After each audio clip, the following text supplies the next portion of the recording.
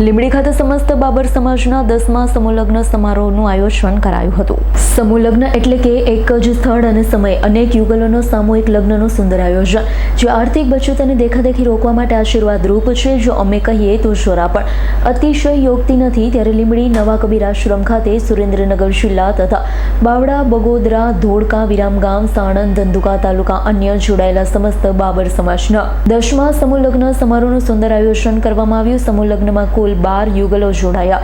લીંબડી પૂર્વ કેબિનેટ મંત્રી અને ધારાસભ્ય કિરીટસિંહ રાણા, કૃષ્ણસિંહ રાણા, બાબાભાઈ ભરવાડ, महंत श्री चरणदास जी साहेब, લીંબડી कबीर योगाश्रम, गीगेव आश्रम लाखियाणी, श्री गोपालदास बापू, गीगेव आश्रम जनसाड़ी, लाभू राम बापू अन्य संत महंतों की उपस्थिति रही हती અને 12 નવ દંપતી યુગલોને રૂઢ આશીર્વાદ આપ્યા હતા। સમસ્ત બાબર સમાજ શિક્ષણ દિશામાં ખૂબ આગળ વધે આવા સદકાર્યો થતા રહે તેવું જણાવ્યું હતું। સમસ્ત બાબર સમાજના તમામ મંડળ તથા આગેવાનોની હાજરી આપનાર તમામ મહેમાન શ્રી લીંબડી બાબર સમાજના સહયોગથી રૂઢ અવસર પૂરો થયો હતો।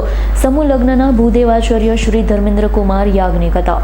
આજરોજ આપણે સુરેન્દ્રનગર બાબર સમાજ તથા અન્ય જિલ્લા બાવળા, બગોદરા, ધોળકા તથા અન્ય વતી આજે આપણે સમૂહ લગ્નનું આયોજન કરેલ હતું, જે ખૂબ સારી રીતે પરિપૂર્ણ થયેલ છે। અને જ્યારે આજે સમાજની અંદર દીકરીઓને પરણાવી એ ઘણું વિકટ પરિસ્થિતિ બનતી જાય છે, એના અનુસંધાનમાં આ સમૂહ લગ્ન દ્વારા આપણા યુવાન તથા વડીલ બંનેનો સુગમ સમન્વય થઈ અને સરસ રીતે આજે અમે આયોજન પૂર્ણ કરેલ છે, જેમાં બધાનો જ સાથ સહકાર હતો।